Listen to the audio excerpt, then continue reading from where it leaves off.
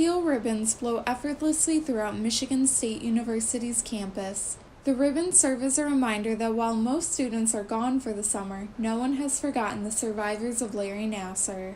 While campus is quiet and still, change is stirring up at the state capitol in Lansing as 28 bills just passed in the House of Representatives and the Senate. The bills that we passed are the culmination of a lot of work over the past few months in both the House and Senate, all related to sexual assault.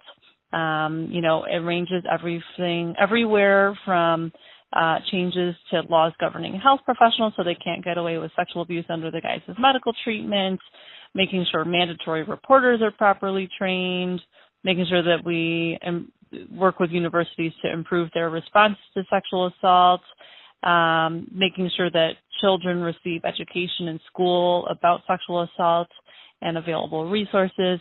So it really is a range of reforms that we hope will help to change the culture around sexual assault in Michigan. While State Representative Stephanie Chang said that all of the bills passed with very strong bipartisan support, State Representative Adam Zemke said he wasn't in favor of one particular bill. The only bill that I didn't support because it only provided a retroactive statute of limitations for essentially the victims of Larry Nassar. And in reality, I think that if you're going to have retroactive statute of limitations available to victims, it should be all victims. I'm of the opinion that we should have a very victim-friendly statute of limitations, because it is not fair, in my opinion, to put arbitrary numbers on the number of years that a victim should have in order for them to be able, particularly on the criminal side, to go after a perpetrator. There's a high criminal standard for prosecution, and in order to prove that bar, it shouldn't depend on the victim meeting an arbitrary deadline set by the legislature. While bills passed by the House await approval from the Senate and bills passed by the Senate await approval from the governor, Michigan State University is making strides towards finding a new president. On May 29th, Michigan State's Board of Trustees announced it hired University of Virginia President Teresa Sullivan to help search for a new president. While it's uncertain when a new president would take over, students hope the new president can rebuild Michigan State and improve its reputation. Qualities that I would hope for the next president would hopefully be someone who is a lot more understanding of the circumstances and can get a better hold on the university.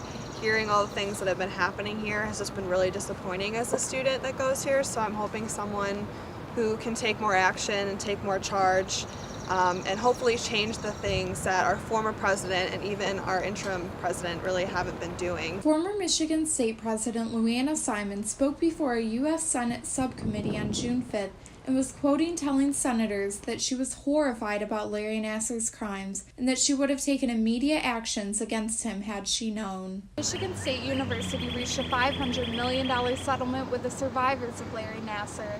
While it's expected to use insurance money to field some of the costs, Michigan State students and taxpayers are likely to pay for it. I don't understand why the students have to pay for it. It was not any of the students' fault that happened. It was the university and the university's faculty and staff that did nothing about it and knew it was going on. So if anything, I think that it should come out of more of the university's budget instead of the students, even though I know students do pay a lot of money for tuition here and everything that goes on this campus, but it shouldn't be put in the students' laps to pay for the victims. It should be put on the university itself. In Lansing and East Lansing, Kayleigh Garrison, HOMTV.